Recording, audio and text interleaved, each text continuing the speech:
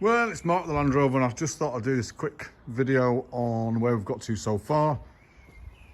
So you might remember this being a bit scruffy from the other day, because that was all looking like that, because we'd rubbed off the top coat because it was a bit rubbish. I wasn't happy with the finish on it because we'd used coach paint as in the door. Go up to the door then, you can probably see it.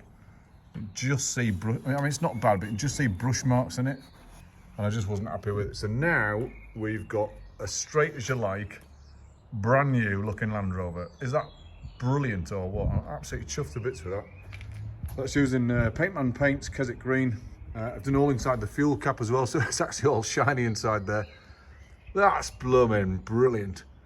Excuse me. We can see the rivets there. I've left the rivets so you can see them.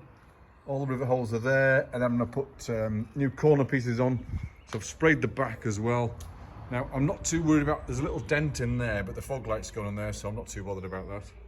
All the reverse light, I can never remember which way they go round. So that's all done, all sprayed, and then I've sprayed the lower cross member, and that's all looking quite new as well. And then I've bashed out the tailgate. This was all bumpy as heck. That's a little bit of tiger seal, just filling in a couple of holes, because re-riveted, bashed it all out so it's nice and straight. I'll pull away so you can actually see it. So that's the back of our Land Rover now, all pretty straight. I mean, it looks pretty new from there. Now I've put, on the grab handles, I've put Allen keys in, and the reason I put Allen keys in is because, well, I had some in the garage, that's the start, but I had stainless steel bolts in, and actually these are stainless there. And I just want to warn people, really. I'll come over here inside the tub. These are stainless steel bolts, and that one snapped off when I was taking it off. And look at it, stripped the thread all the way up. It's incredible. And then it snapped off where, I mean, it just snapped. Stainless steel bolt. I mean, it's got a strength marking on, a tensile marking on, so it should have been all right. That was stainless steel bolt. And then I thought, well, I'll take this one off and see what this one's like. That one, the nut was sat there, and then it stripped it all the way coming off. Tight as you like. And I had them in here, in the rear cross member, just so water wouldn't get in. No other reason, really. I mean, they look quite pretty, but I mean, it's just to keep the water out of the cross member, because the rear cross member gets full of water, and then, of course, rusts away. And this is an aftermarket cross member, so it's only 1.2 thick. Because, I mean, this is not original Land Rover, this is an aftermarket one. And so they're not quite as thick as the original, because the Land Rover chassis are 2mm thick. And I know that because I've welded half of it together. So they're 2mm, but the cross member's 1.5 or 1.2. In fact, I don't know, in fact, I could actually blooming tell what it is. In fact, you can just about see there, probably. Just a little bit thinner than an actual chassis. So it's an aftermarket one, but I mean, it's pretty good. It's new, so it's all right. So stainless steel bolts, I'd stay away from them. I really would, because they were a nightmare getting off, and then one snapped, of course. So they're a bit of a trauma, but that's where we've got to. I've done the other side as well. There's the other side. I'm loving the finish. It's brilliant. I've left all the original rivet holes in. You can actually see now. You couldn't see them in the other paint because it was too thick. But that spray, and you can see all the original rivets from the truck when it was built. I haven't done the sill yet, but all the original rivets. I mean, it's just brilliant. I mean, that's a rattle can. Nothing more than a rattle can, and I've got a cracking finish on it, on the back tub, and I did the back tailgate and the the rear cross member, and then the back tub on the back as well. So that's all looking pretty good. I'm quite chuffed with that.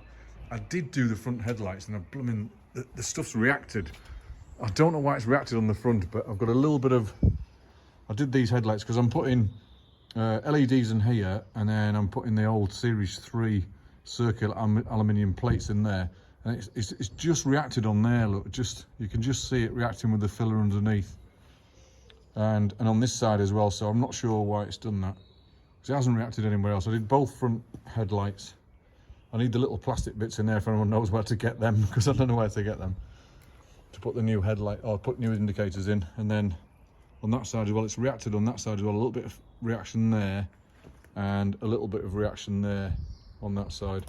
So I might have to do this with 2K paint, but that's all right, because the 2K paint, I'll show you the difference. So the 2K paint is down here, not the brown bit, because I touched that with my overalls when it was wet, but this bit here on the sill is 2K paint. That's from, I think, Auto Paint in Huddersfield. It's a bit dirty now because I've been working on it for a couple of weeks, but, and then that is the Paintman paint, that's the long dry paint. Again in Keswick Green, and you can't tell the difference. That's probably quite a bad shot, that, but you can't actually tell the difference. So some you can paint with 2K, so if it reacts, get 2K. So that hasn't reacted anywhere.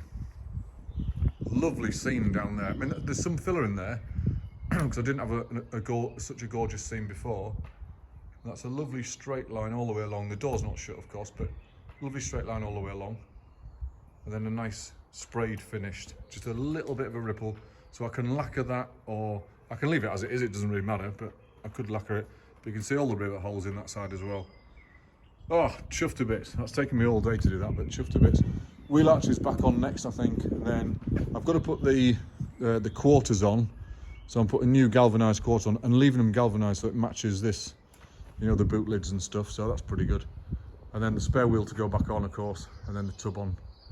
So yeah, that's the back of the Land Rover so far.